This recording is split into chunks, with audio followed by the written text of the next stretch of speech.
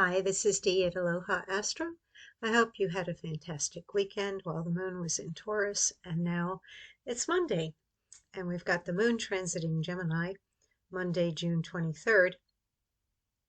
May seem like a crossed communication or interrupted day, but it is highly possible that your own uncertain feelings or a fear of success are the actual cause of mixed signals and starts and stops.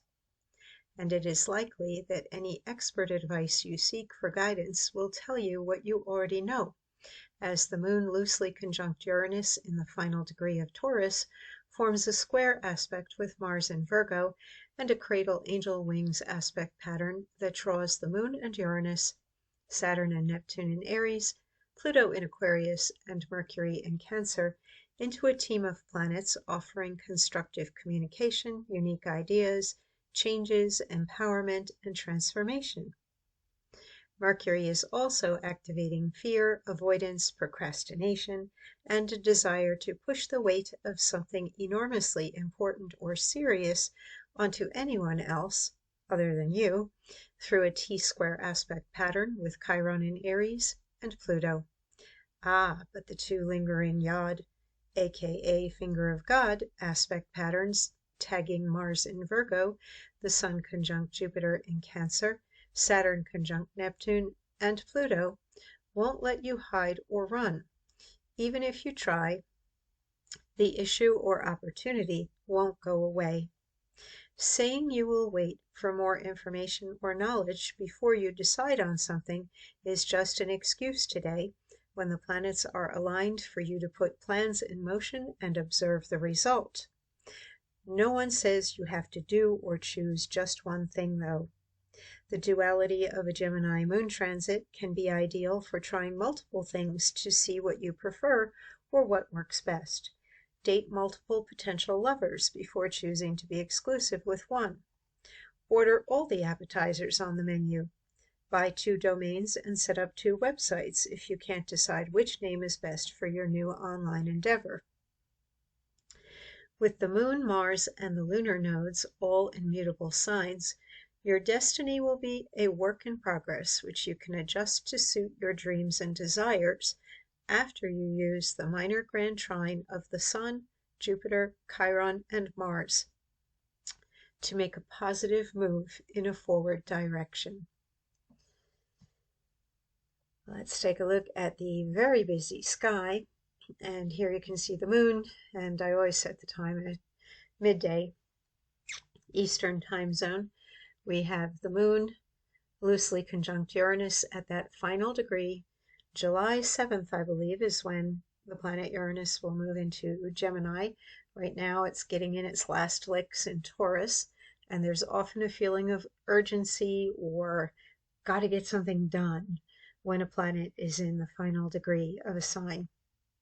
So we're winding down with Uranus in Taurus, and the moon is moving out of and away from that shared energy, but it's still picking up little bits of it there. And we've got that square going on with Mars. We've got altogether 3 separate minor grand trines that overlap. 2 of them are creating a cradle on their own: Mercury, Moon and Uranus, Saturn and Neptune, and Pluto. So we've got that one triangle with the second triangle, and then the one that I mentioned at the end of the forecast for the day is where we get the Sun and Jupiter pointing toward growth, with Mars taking the action, Chiron showing up and saying, I'm going to take care of myself and I'm going to make things better. This is what I have to do. It's very self-aware. Even though we have a square here with Mercury square to Chiron and opposing Pluto, and Pluto in turn squaring Chiron, that's that T-square that can make whatever it is seem too big and intimidating for you. Like, what if? What if you actually are successful? What if you become more powerful? Well, what if suddenly you're really good at something and everybody wants your time and attention and knowledge and you get overwhelmed?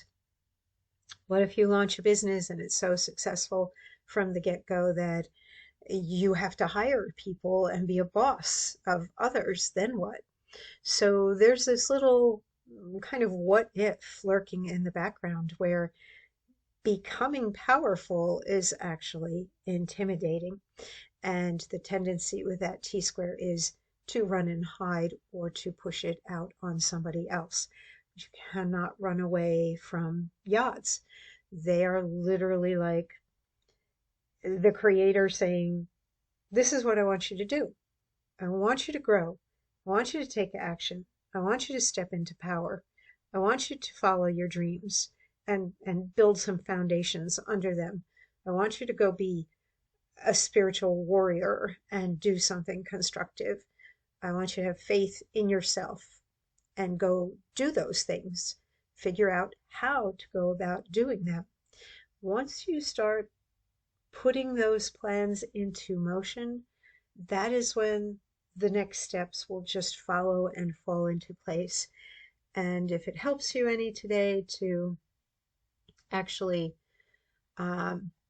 keep the momentum going, break it into small blocks of either time or tasks so that you're not overwhelmed, so that you can set yourself little mini goals and say, well, today I'll make 6 cold calls, or I will do these particular tasks toward my bigger plan or dream in the future.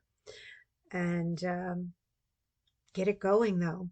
That's what the day is about, that you have to get that energy in motion, and waiting and asking and wondering isn't going to get you to where you want to go.